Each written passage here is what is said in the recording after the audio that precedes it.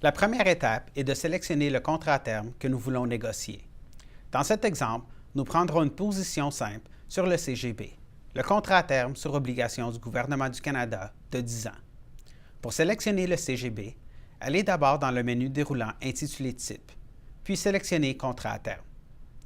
Le menu déroulant vous permettra alors de choisir parmi les différents contrats à terme offerts par la Bourse de Montréal. Défilez vers le bas jusqu'à la section intitulée Dérivés sur taux d'intérêt, marché obligataire, puis sélectionnez CGB.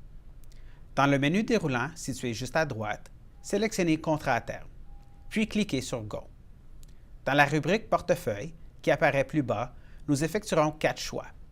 Le mois du contrat que nous voulons négocier, si on veut vendre ou acheter le contrat, la quantité de contrat que nous voulons négocier et le prix que nous sommes prêts à payer. Les champs achat-vente et champ de quantité ne nécessitent pas d'explication, mais les deux autres champs méritent qu'on s'y attarde. Comme le CGB se négocie selon un cycle trimestriel, 4 mois d'échéance s'offrent à nous: mars, juin, septembre et décembre. Le cycle des autres contrats peut être différent, alors assurez-vous de choisir le contrat qui convient le mieux à votre stratégie ou à votre opinion du marché. Pour la plupart des contrats à terme, la liquidité est plus grande pour le mois d'échéance le plus rapproché.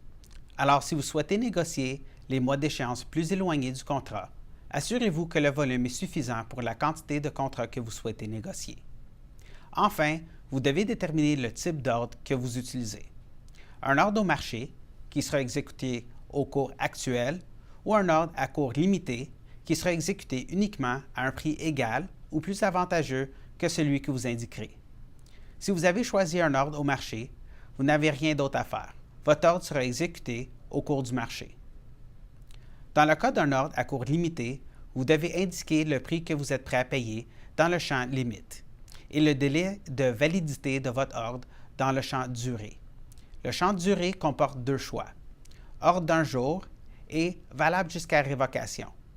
Si vous sélectionnez ordre du jour, votre ordre sera valable jusqu'à la fin du jour de bourse, après quoi il sera automatiquement annulé s'il n'a pas été exécuté. Un ordre valable jusqu'à révocation sera quant à lui valable jusqu'à l'échéance du contrat, tant qu'il n'est pas exécuté et que vous n'annulez pas.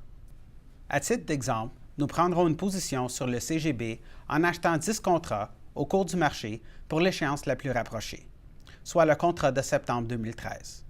Après avoir saisi les paramètres nécessaires, cliquez sur Aperçu. Dans la fenêtre d'Aperçu, vous avez une dernière chance de modifier votre ordre avant son exécution.